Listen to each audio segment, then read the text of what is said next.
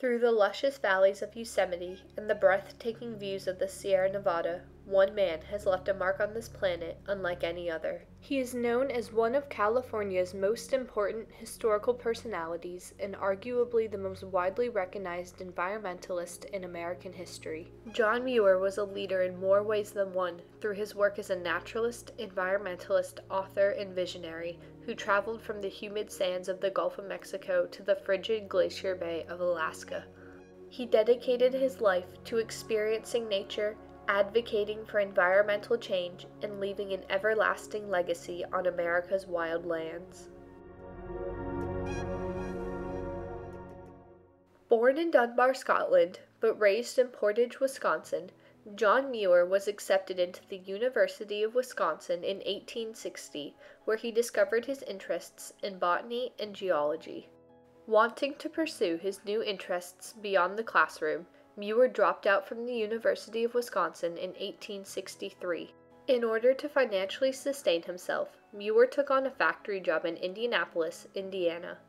In March of 1867, while tampering with machinery, a piece of metal pierced his eye and Muir was blinded.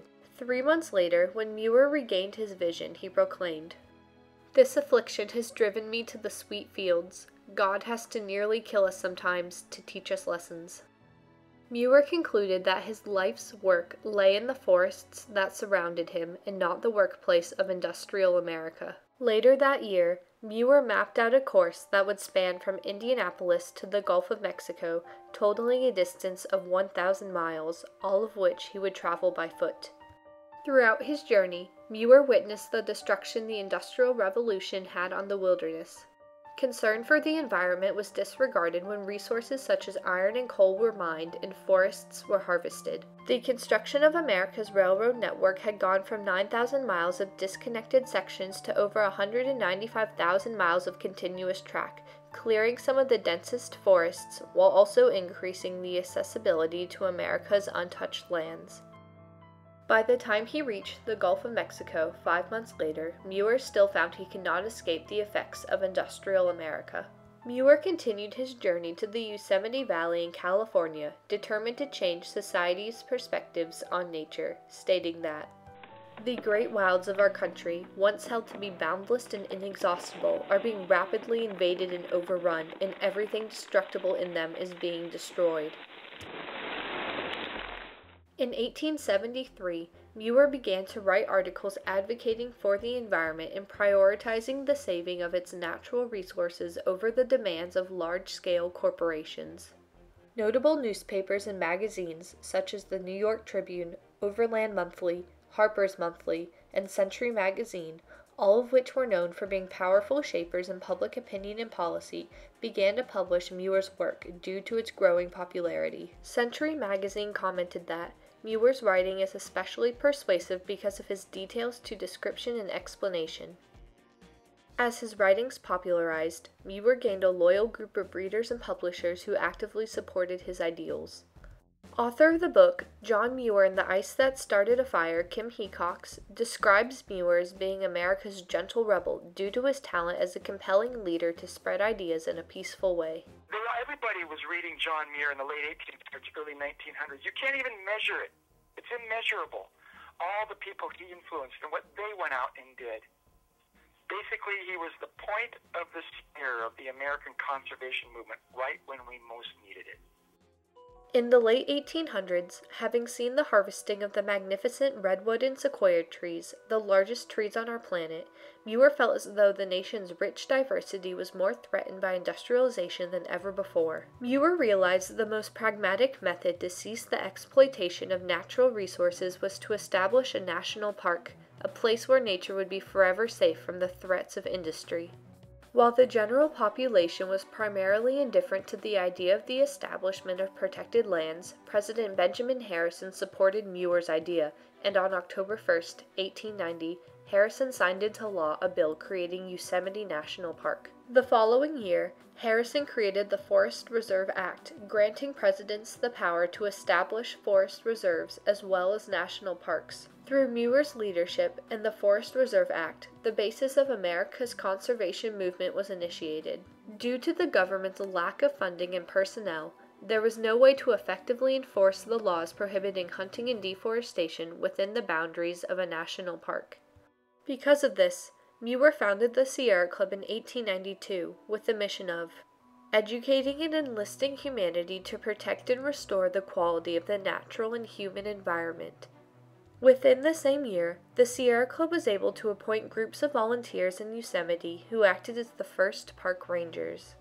During the remainder of the 19th century, Muir continued to write and advocate for the environment. But Muir did stand out for his ability to write, to put into words, to sing the song of wilderness, as he says sometimes. And I think this ability, among others, his literary ability combined with his passion and his ability to see deeply into nature and to find a way to translate that experience into words, lifted him above many of the other contemporary leaders. Muir's publications captured the attention of President Theodore Roosevelt in 1903, who read his books and had begun corresponding with Muir about guiding him through Yosemite. Roosevelt stated, "I do not want anyone with me but you, and I want to drop politics absolutely for 4 days and just be out in the open with you." During Roosevelt and Muir's time in Yosemite, they discussed and debated the various options to further America's conservation movement.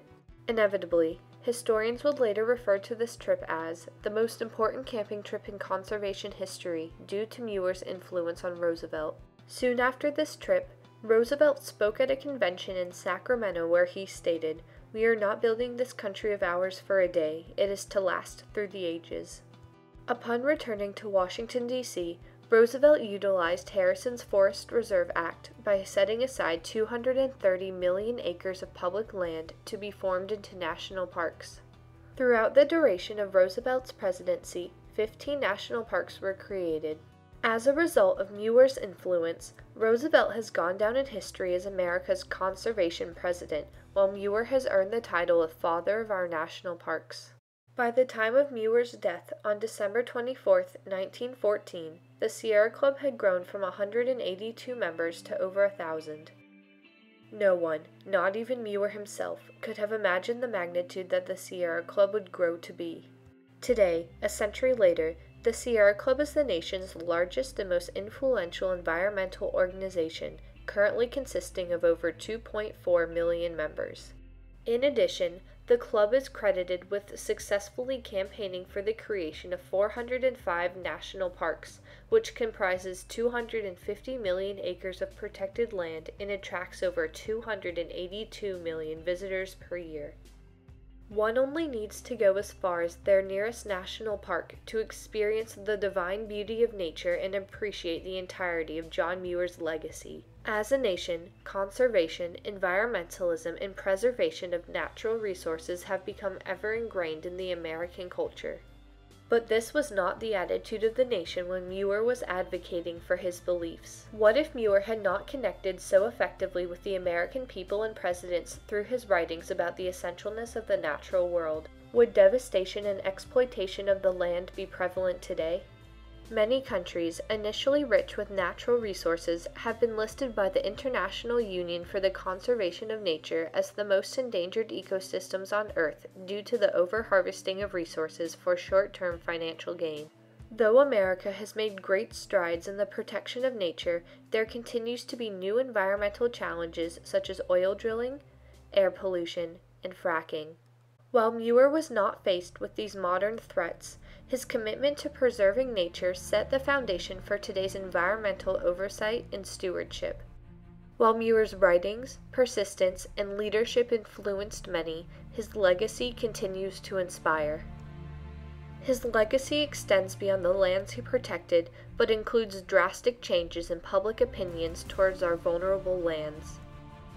John Muir sparked an era, the golden age of environmentalism, which has continued to this day, reminding our current and future generations that constant vigilance is required in order to maintain a thriving wilderness, prosperous nation, and an everlasting environment.